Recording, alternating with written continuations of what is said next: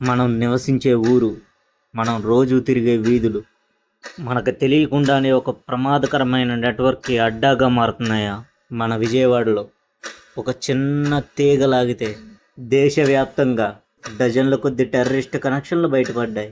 International wars, IPL ఎంటర్టైన్మెంట్లో మునిగిపోయి ఉన్న సమయంలో ఇండియాని ముక్కలు చేయడానికి పాకిస్తాన్ ఐఎస్ఐ పన్నిన ఒక భయంకరమైన కుట్రను మన ఏపీ పోలీసులు మరియు ఎన్ఐఏ అధికారులు ఛేదించారు. అసలు మన విజయవాడలో దొరికిన ముగ్గురు ఎవరు, వారి మాస్టర్ ప్లాన్ ఏంటి?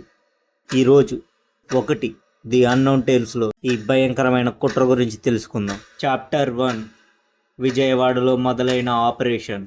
సోషల్ మీడియాలో విపరీతమైన రాడికల్ మరియు ఎక్స్ట్రీమిస్ట్ కంటెంట్ను గమనించిన ఇంటెలిజెన్స్ అధికారులకు ఒక కీలకమైన క్లూ దొరికింది. వించిపేటలో ఉన్న ఒక సాదాసీదా ఇంటిపై దాడి చేసినప్పుడు బయటపడిన నిజాలు పోలీసులనే షాక్కి గురి చేశాయి. అక్కడ పట్టుబడిన ముగ్గురు యువకులు: మొహమ్మద్ రెహమదుల్లా షరీఫ్, 23 ఏళ్ల ర్యాపిడో బైక్ టాక్సీ డ్రైవర్. రెండో వ్యక్తి మొహమ్మద్ దానిష్, లేజర్ మార్కింగ్ పనిచేసే వ్యక్తి. మూడోవాడు మిర్జా సోహైల్, ఒక బిర్యానీ పాయింట్లో పనిచేస్తున్న యువకుడు.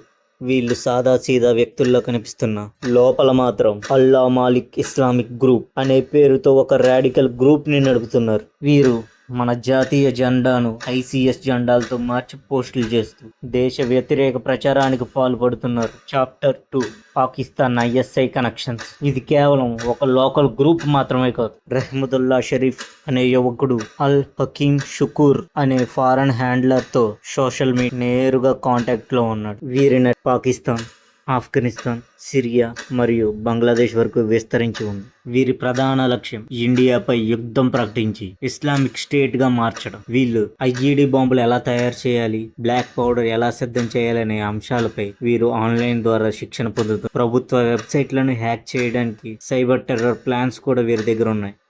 దేశవ్యాప్తంగా విస్తరించి ఉన్న నెట్వర్క్. విజయవాడలో దొరికిన చిన్న లింక్ ద్వారా లాగి బీహార్, ఢిల్లీ, కర్ణాటక, మహారాష్ట్ర, వెస్ట్ బెంగాల్, తెలంగాణ మరియు రాజస్థాన్ వంటి రాష్ట్రాల్లో ఉన్న స్లీపర్ సెల్స్ బయటపడ్డారు. మార్చి 20 నుండి మొదలైన దాడుల్లో దాదాపు 13 ఎన్ఐఏ అరెస్ట్ చేసింది. బీహార్ నుండి అమానుల్లా ఖాన్, ఢిల్లీ నుంచి లక్కీ అహ్మద్ లాంటి వారు పట్టుబడి. లష్కరే తోబియా హ్యాండ్లర్ షబీర్ అహ్మద్ అలియాస్ రాజా ఢిల్లీలో పట్టుబడ్డాడు.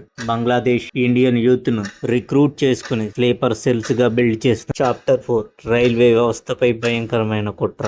అన్నిటికంటే భయంకరమైన విషయం ఉత్తరప్రదేశ్ లో బయటపడింది. సకీబ్ అలియాస్ డెవిల్ నేతృత్వంలోని ఒక గ్రూప్ రైల్వే ఇన్ఫ్రాస్ట్రక్చర్ ని ధ్వంసం చేయడానికి ప్లాన్ చేసింది. రైల్వే సిగ్నల్ బాక్సులను తగలబెట్టడం ద్వారా సిగ్నల్ వ్యవస్థను ఫెయిల్ చేయడం. దీనివల్ల 2 రైళ్లు ఒకే ట్రాక్ మీదకి వచ్చి ఢీకునే ప్రమాదం ఉంది. 2023లో జరిగిన ఒరిస్సా ట్రైన్ యాక్సిడెంట్ లాంటి మారణకాండను సృష్టించి దేశవ్యాప్తంగా ప్యానిక్ క్రియేట్ చేయడమే వీరి ప్రధాన ఉద్దేశం. వీళ్ళు దీనికోసం నిధులను క్యూఆర్ కోడ్ ద్వారా అన్ట్రేసబుల్ పద్ధతుల్లో పాకిస్తాన్ ఐఎస్ఐ మరియు జైషే మొహమ్మద్ అధినేత మసూద్ ఆజాద్ పన్నే కుట్రలను మన ఇంటెలిజెన్స్ ఏజెన్సీస్ ఎప్పటికప్పుడు తిప్పి కొడుతున్నాయి. బోర్డర్ లో జవాన్లుంటేనే కాదు, సమాజంలో మనలాంటి వాళ్ళు కూడా అప్రమత్తంగా ఉండాలి. ఏదైనా అనుమానాస్పద వ్యక్తి గాని వస్తువు గాని కనిపిస్తే వెంటనే పోలీసులకు సమాచారం అందించండి. మన దేశం సేఫ్ గా ఉండడానికి కారణం తమ ప్రాణాలను పణంగా పెట్టి పోరాడుతున్న జవాన్లు,